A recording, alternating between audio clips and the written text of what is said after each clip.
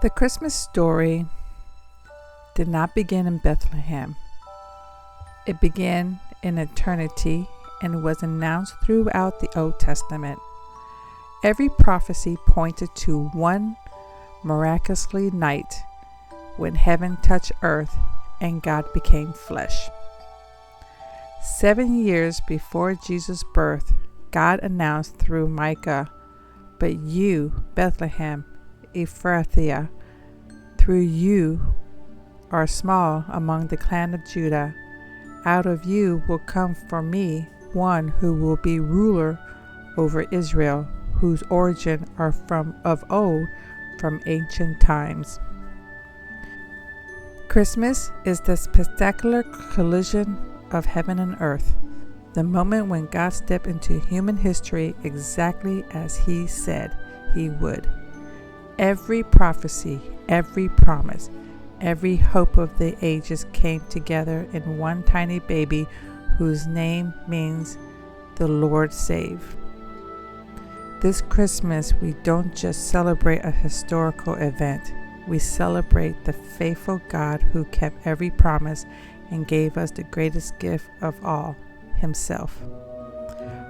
For to us a child is born, to us a son is given, and the government will be on His shoulder, and He will be called Wonderful Counselor, Mighty God, Everlasting Father, Prince of Peace. He came, He lived, He died, He rose, He reigned, and He's coming again. Merry Christmas, the King has come. And we're going to be going over our Christmas story. My name is Rebecca.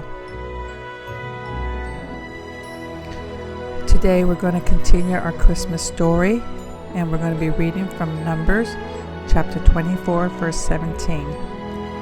I see Him, but not now. I look at Him, but not near.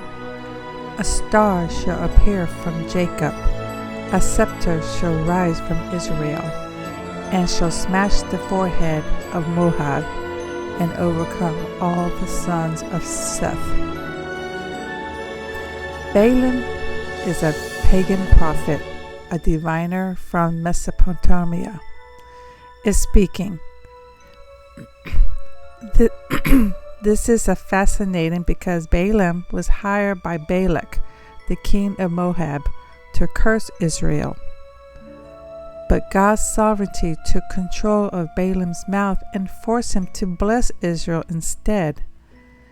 This is the fourth and the final oracle, a prophecy that Balaam delivered, and he speak under a divine compulsion.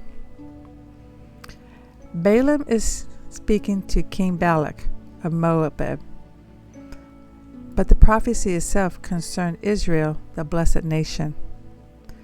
Moab and the surrounding nation who will be defeated. And this message is ultimately for all who hears it, showing God's sovereign plans for His people.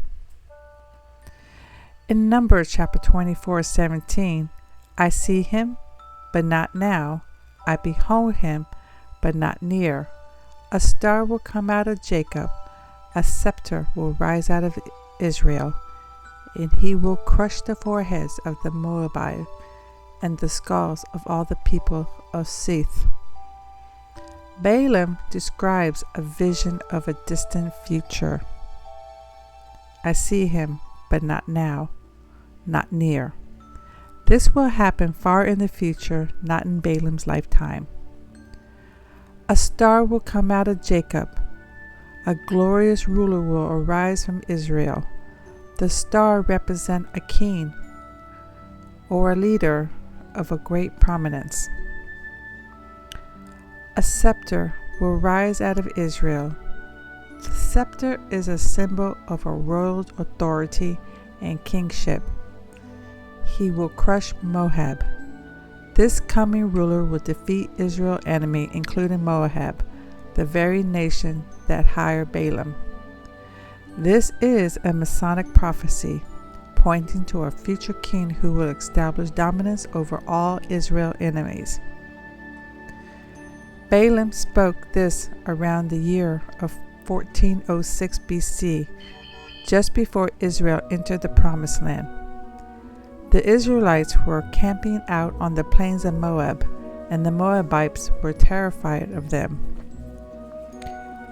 King David, around the year of 1000 BC, conquered the Moabites and the many surrounding nations, establishing Israel's greatest earthly kingdom. David could be seen as a preliminary fulfillment of this star scepter prophecy. The prophecy pointed to Jesus Christ, the Messiah. The star that's connected, which is in Matthew chapter 2, verse 2, records the wise men asking, "Where is he who has been born King of the Jews? For we saw his star when it rose and have come to worship him." Many scholars believe that the wise men were familiar with the Balaam prophecy.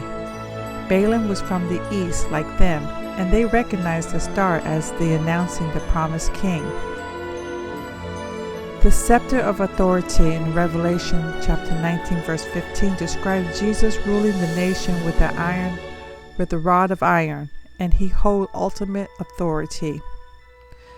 And victory was over the enemies. Jesus defeated sin, death, and Satan at the cross, and will complete vanquishing all evil at his return in 1 Corinthians chapter 15 verse 24 through 25. Not now, but near was from Balaam's perspective in the year of 1406 BC. Jesus' first coming was about 1,400 years away, a truly distant future. The prophecy was spoken in Moab, but concerning all nations. Its fulfillment spanned from an ancient Israel to the cosmic throne room of God. So how do we apply this to our daily life? God can speak through anyone. Balaam was a pagan diviner hired to curse God's people, yet God used him to deliver one of the clearest messianic prophecy in the Old Testament. God is sovereign and can accomplish his purpose through unexpected people and situations. Never underestimate how God might work. Jesus is the fulfillment of the ancient promise. When you read the Old Testament prophecy like this, remember that they all point to Jesus. He is the star that has risen, the king with a scepter. This deepens our worship. Jesus didn't just appear randomly. He is culmination of God's eternal plan announcing centuries beforehand. God promised having a timeline that we can't see. Balaam said, "Not now, not near." God's timing isn't our timing. When God makes promise about your life, trust his timeline even when fulfillment seems distant. He keeps his words, but often not according to our schedules. The King has already come and is coming again. Jesus' first coming fulfilled this prophecy partially. He came as the star, the King, but his second coming will complete it fully, crushing all enemies. We live between the already and the not yet. How does this affect your daily hope and perseverance? God protects his people. Even when powerful enemies tried to curse Israel through Balaam, God turned the curse into a blessing and a prophecy of victory. When people oppose you or wish you harm, remember that God is sovereign and can turn their intention for good. Genesis 50 verse 20. Follow the stars to Jesus. The wise men follow a star to find Jesus. Are you following that light of Christ? Is he the guiding star of your life decision? Or are you navigating by other lights? What would it look like to orient your entire life around Jesus as King? Victory is certain. This prophecy assures us that the king will crush his enemy. If you're facing spiritual battle, opposition to your faith, or the weight of the sin, take heart. Jesus has already won the device victory at the cross, and his final victory is guaranteed. Reflection. When you read about the wise men following the stars to Jesus, does it change your perspective knowing that this was foretold 1,400 years earlier? Are there promises from God that feels not now, not near in your life? How can you trust his timing while you wait?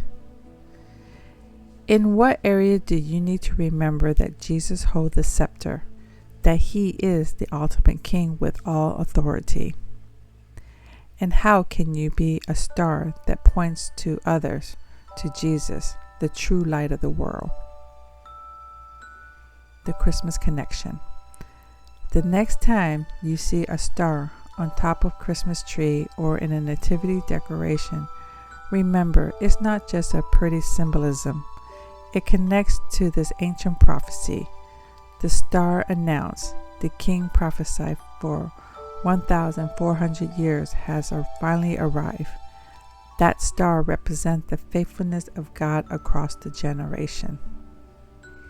The promise, the star has risen, your king has come. The prophecy is fulfilled. The star that Balaam saw 1,400 years in advance has risen. Jesus came. God kept his promise even across centuries. Your king has all authority. The scepter represents Jesus' completely royal power. He holds the ultimate authority over every situation in your life. And that is in Matthew chapter 28:18. Victory over every enemy. Jesus crushed sin, death, and Satan at the cross. Every spiritual enemy you face has already been defeated by your king. God can't be stopped. Even a pagan prophet hired to curse Israel ended up blessing them. No one can thwart God's plans for you or his people. Follow the star to Jesus. Just as the wise men followed the star to worship the newborn king, you can orient your entire life around Jesus as your guiding light. You're part of the ancient promise. This 3,400-year-old prophecy connects you to God's eternal plan. You're not an accident. You're part of his story. The king is coming again. Jesus came once as a star, and he's coming again to fully establish his kingdom. Live with hope and expectation. The bottom line is, the star has risen, and your king reigns with all authority, has defeated every enemy, and will return in glory. You serve the victory, and his victory is yours. You guys, have a blessed Christmas, and I will see you soon.